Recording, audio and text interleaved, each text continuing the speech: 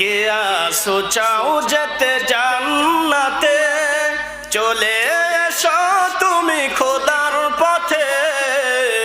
যেতে চাই কিনা? আমরা যেতে চাই না জান্নাতে? তাহলে আল্লাহর পথে আসতে হবে। রাজি আছি না সবাই? কে আসো চাও যেতে জান্নাতে, চলে এসো তুমি আল্লাহর পথে, তবেই তো খুশি হবেন আল্লাহ। লা ইলাহা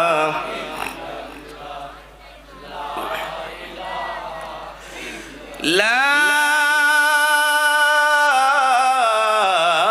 ইলাহা ইল্লাল্লাহু মুহাম্মাদুর রাসূলুল্লাহ সাল্লাল্লাহু আলাইহি ওয়াসাল্লাম।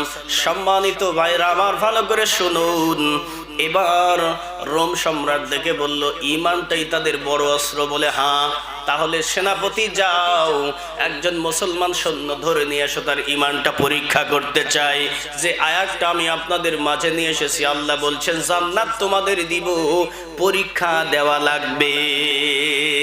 মুসলমান ভাইরা ভালো করে বোঝেন, ঘটনা শোনার পরে বুঝবেন তাদের পরীক্ষার আমাদের পরীক্ষা এক নাকি। যদি তাদের পরীক্ষার সাথে আমার পরীক্ষা মিলে যায় তবে আপনি মুমিন, যদি না মিলে তাহলে বুঝবেন এখন ঈমানদারের ছাত্রই হতে পারেন নাই। কারণ যতক্ষণ পর্যন্ত আপনি পাঠশালা বিদ্যাপীঠে আপনার নাম না লেখাবেন ততক্ষণ পর্যন্ত আপনি ছাত্র নয়। আর যে লোকটা ছাত্র নয় তার জীবনে পরীক্ষায় আসে না। জোরে কোন ঠিক কিনা? তার মানে আমার বয়স 80 বছর, জন্ম থেকে 80 বছর পর্যন্ত জীবনে কোনোদিন ইসলামের পরীক্ষা আমার উপরে আসলো না।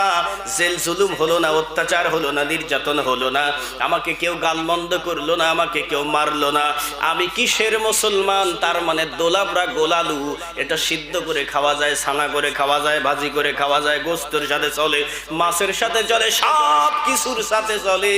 এই রকম গোলালু মার্কা মুসলমান আল্লাহর দরকার নাই। জোরে কোন ঠিক কিনা? আমরা সব এখন এই মার্কা মুসলমান।